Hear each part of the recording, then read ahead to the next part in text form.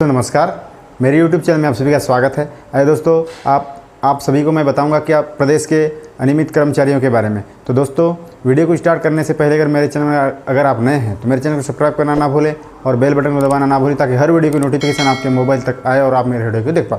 तो दोस्तों, वीडियो को स्टार्ट करते हैं। तो दोस्तों, छत्तीसगढ़ अनियमित कर्मचारी मोर्चा के जो प्रदेश के पदाधिकारी हैं, इन्होंने माननीय मुख्य सचिव जी के नाम से एक ज्ञापन 23/11/2023 को ज्ञापन प्रेषित किया है। इसमें इन्होंने अपने मांगों के बारे में, इनकी समस्याएं के बारे में, सभी के बारे में अवगत करा है। तो दोस्तों, मैं आपको बारी बारी से सभी को क्रमवार बताऊंगा, आप ध्यान से देखेंगे और समझेंगे बारीकी से, है ना दोस्तों। तो सबसे पहले मैं विषय में आपको बताना चाहूँगा प्रदेश के शासकीय कार्यालयों में कार्यरत अनियमित कर्मचारियों की समस्याओं का समाधान करने बाबत, है ना दोस्तों। मुख्य सचिव जी के नाम से पदाधिकारियों ने सौंपा है, उसको मैं आपको बारी बारी से बता दे रहा हूँ। विषयांतर्गत लेख है कि प्रदेश के शासकीय कार्यालयों में अनियमित कर्मचारी जैसे आउटसोर्सिंग, प्लेसमेंट, सेवा प्रदाता, ठेका, जॉबदार, संविदा, दैनिक वेतनभोगी, कलेक्टर दर, श्रमायुक्त दर पर कार्यरत श्रमिक, मानदेय, अंशकालिक के रूप में कार्यरत हैं। ये अनियमित कर्मचारी प्रदेश के विकास में महत्वपूर्ण भूमिका निभा रहे हैं। ये विगत 5, 10, 15, 20, 25 वर्षों से अधिक समय से आर्थिक एवं मानसिक शोषण के शिकार प्रशासनिक रूप से हो रहे हैं तथा नियमित कर्मचारी से आधे से कम वेतन में कार्य करने मजबूर हैं। वर्तमान में इनकी स्थिति मध्यकालीन बंधुआ मजदूर से बदतर है। बेरोजगारी, आर्थिक असुरक्षा, पारिवारिक जिम्मेदारी, प्रशासनिक दबाव के कारण ये अनियमित कर्मचारी अपने विरुद्ध हो रहे अन्याय का विरोध खुलकर नहीं कर पाते हैं। उपरोक्त कारणों से समाज के पढ़े लिखे नव युवा युवतियाँ मानसिक अवसाद से ग्रसित हो रहे हैं। तो दोस्तों, इन्होंने जो ज्ञापन दिया है, इसमें अनुमानित इनकी जो संख्याएं हैं, अनियमित कर्मचारियों की संख्याएं, उसको भी इन्होंने क्रमवार माने बताया है। तो अनुमानित अनियमित कर्मचारियों की संख्या अक्टूबर 2023 की स्थिति में प्लेसमेंट आउटसोर्सिंग 40,537 और दूसरा ठेका सेवा प्रदाता 30,946 और मानदेय में काम करने वाले 1,12,233 और जॉबदार में काम करने वाले 10,032 और जो अंशकालीन में काम करते हैं टोटल 65,934 और दैनिक वेतनभोगी कलेक्टर दर श्रमायुक्त श्रमिक में काम करने वाले 30,772 और संविदा में काम करने वाले 50,089, उपयोग 3,40,543, है ना दोस्तों। उसके बाद जो मध्याह्न भोजन रसोईया मानदेय हैं, इनका जो संख्या है 87,025 और मितानिन जॉबदार में जो कार्यरत हैं 72,240 और बिहान केडर मानदेय 98,696, आंगनबाड़ी मिनी कार्यकर्ता मानदेय 52,474, आंगनबाड़ी सहायिका मानदेय में कार्य करने वाले 40,660, अनुकंपा नियुक्ति शिक्षाकर्मी 1,269, उपयोग। उसके बाद चौथा नंबर में पृथक अनियमित कर्मचारी, है ना दोस्तों।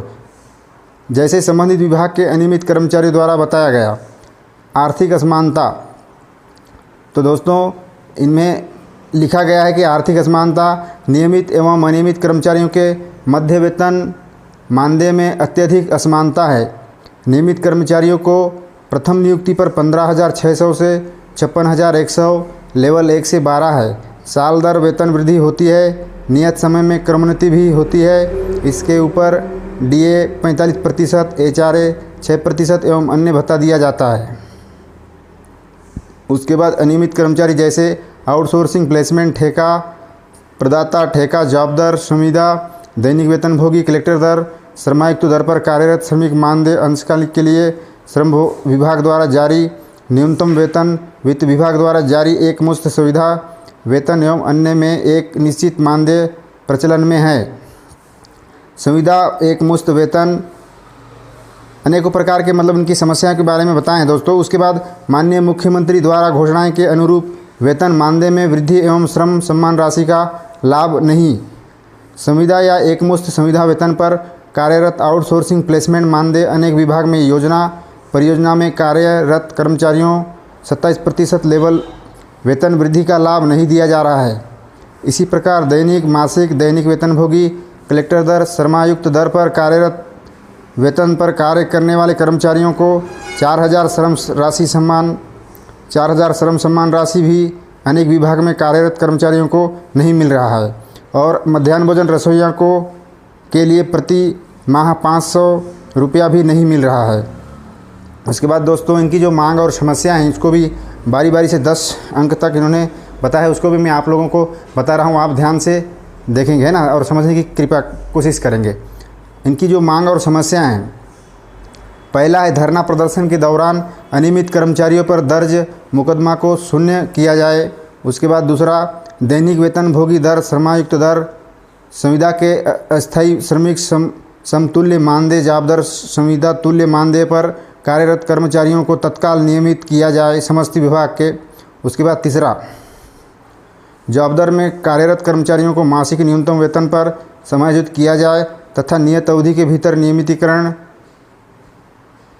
गौसेवक, PIW, मैत्री वैक्सीन वाहक, मितानिन प्रशिक्षक।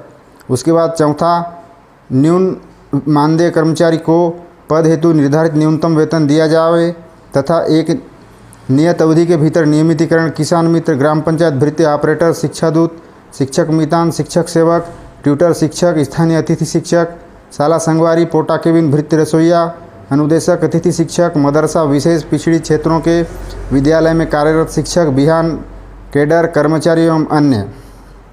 और पाँचवां, विगत वर्षों से निकाले गए छटनी किए गए अनियमित कर्मचारियों को तत्काल बहाल किया जावे। महिला पुरुष वॉलंटियर, अंशकालीन स्कूल सफाई कर्मचारी, सीतापुर अतिथि शिक्षक, शिक्षण सेवक, बस्तर ट्यूटर शिक्षक, राजनांदगांव जनभागीदारी शिक्षक, कंप्यूटर शिक्षक प्रेरक, औपचारिक केतर अनुदेशक, ग्राम स्वराज अभियान कंप्यूटर ऑपरेटर, अतिथि व्याख्याता आदि।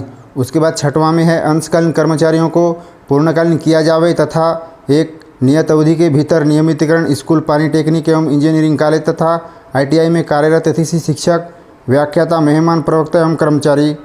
सातवां, संस्था या कार्यालय में जहां कुछ माह के लिए कार्य लिया जाता है वहां वर्ष भर कार्य लिया जावे, अतिथि शिक्षक, अतिथि व्याख्याता, धान उपार्जन केंद्रों कार्यरत ऑपरेटर। उसके बाद आठवां, आउटसोर्सिंग प्लेसमेंट के माध्यम से कार्यरत कर्मचारियों को विभाग में समायोजित पश्चात एक नियत अवधि के भीतर नियमितीकरण समस्त विभाग जहां प्लेसमेंट में अनियमित कर्मचारी नियोजित हैं। नौवां है, ठेका के माध्यम से कार्यरत कर्मचारियों को विभाग में समायोजित कर एक नियत अवधि के भीतर नियमितीकरण। परिवहन कर्मचारी, स्वास्थ्य सहायक, कियोस्क कर्मचारी, विद्युत विभाग, station operator, meter reader, smart card maker एवं अन्य। उसके बाद 10वां है, सेवा प्रदाता के रूप में कार्यरत कर्मचारियों को विभाग में समायोजित कर एक नियत अवधि के भीतर नियमितीकरण सखी क्रीड़ा तकनीशियन।